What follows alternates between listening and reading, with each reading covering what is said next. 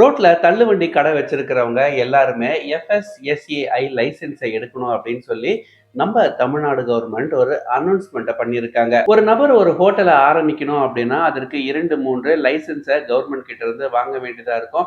அப்படி இவங்க வாங்குற லைசென்ஸ்ல மிக முக்கியமான லைசென்ஸ் தான் எஃப்எஸ்எஸ்ஏஐ. எஃப்எஸ்எஸ்ஐ சர்டிபிகேட்டோடைய மிக முக்கியமான நோக்கமே ஹோட்டல்கள் கஸ்டமருக்கு தரமான உணவை கொடுக்கணும் அப்படின்றது தான். ஏன்னா நிறைய இடங்கள்ல அன்ஹைஜீனிக்கான ஃபுட்டை தயாரிக்கிறாங்க. இதனால நிறைய பேருக்கு வாந்தி பேதி போன்ற விஷயங்கள்லாம் ஏற்படுது. ஒரு சில இடங்கள்ல உயிரிழப்புகள் கூட ஏற்படுது. இதெல்லாம் தடுக்கணும் அப்படின்ற ஒரு நோக்கத்துல கொண்டு வரப்பட்ட ஒரு விஷயம் தான் இந்த எஃப்எஸ்எஸ்ஏஐ சர்டிபிகேஷன். அட் பிரசன்ட் இந்த லைசென்ஸை ஒரு பில்டிங்லயோ ஒரு காம்ப்ளெக்ஸ்லயோ ஹோட்டல் வச்சு நடத்துறவங்க மட்டும் வாங்கினா போதும் அப்படின்ற மாதிரி இருந்தது.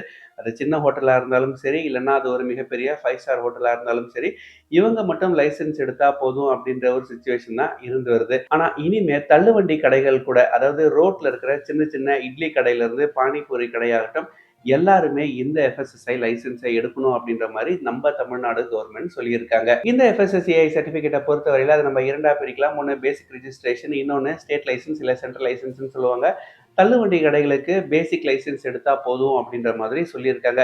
அதுவும் எஸ்பெஷலி வருமானத்தை பொறுத்து நம்ம எந்த லைசென்ஸ் எடுக்க வேண்டியதா இருக்கும் அப்படின்றது டிசைட் ஆனாலும் கூட தள்ளுவண்டி கடைகளுக்கு அட் பிரசன்ட் இப்போதைக்கு பேசிக் ரிஜிஸ்ட்ரேஷன் நீங்க மேண்டேட்டரியா பண்ணணும் அப்படின்ற மாதிரி கவர்மெண்ட் சொல்லியிருக்காங்க. ரோட்ல சின்னதா ஒரு இட்லி கடை போடுறவராகட்டும், இல்லைன்னா ஒரு பானிபூரி விற்கிறவராகட்டும், எல்லாருமே இந்த லைசென்ஸ் எடுக்கணும் அப்படின்ற மாதிரி கவர்மெண்ட் சொல்லியிருக்காங்க.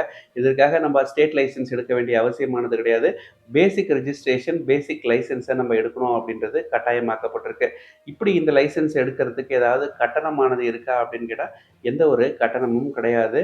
நம்ம ஆன்லைன்லேயோ இல்லை நியரஸ்ட் இ சேவை மையத்திலேயோ போய் இந்த லைசென்ஸ்க்கு அப்ளை பண்ணிக்க முடியும். நீங்க இ சேவை மையத்தில் போய் இந்த லைசென்ஸ்க்காக அப்ளை பண்றீங்க அப்படின்னா உங்களுடைய ஆதார் கார்டு, உங்களோட மொபைல் நம்பர், உங்க கடையுடைய போட்டோ, என்ன பொருட்களை எந்த மாதிரியான உணவுப் பொருட்களை உங்க கடையில விற்கிறீங்க போன்ற தகவல் எல்லாத்தையும் நீங்க சப்மிட் பண்ணிட்டீங்க அப்படின்னா ஒரு 2, 3 நாட்கள்ல உங்களுக்கு லைசென்ஸ் ஆனது வந்துடும். அது நீங்க டைரக்டா போய் கலெக்டும் பண்ணிக்கலாம். ஒருவேளை நேர்ல போக முடியல அப்படின்னா இதற்காக ஒரு இணையதளமானது இருக்கு. foscos.fssai.gov.in அப்படின்ற ஒரு வெப்சைட்டை கொடுத்துருக்காங்க.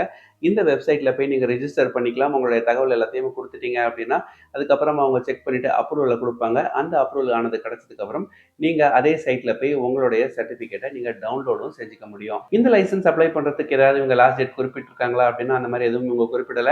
ஏற்கனவே கடை நடத்திட்டு இருந்தவங்களாகட்டும், இல்லைன்னா புதிதாக கடை ஆரம்பிக்க பிளான் பண்ணிட்டு இருக்கிறவங்களாகட்டும், எல்லாருமே கண்டிப்பா இனிமே இந்த பேசிக் லைசென்ஸை எடுக்கணும் அப்படின்ற மாதிரி மட்டும் கவர்மெண்ட் தரப்புல இருந்து அறிவிச்சிருக்காங்க.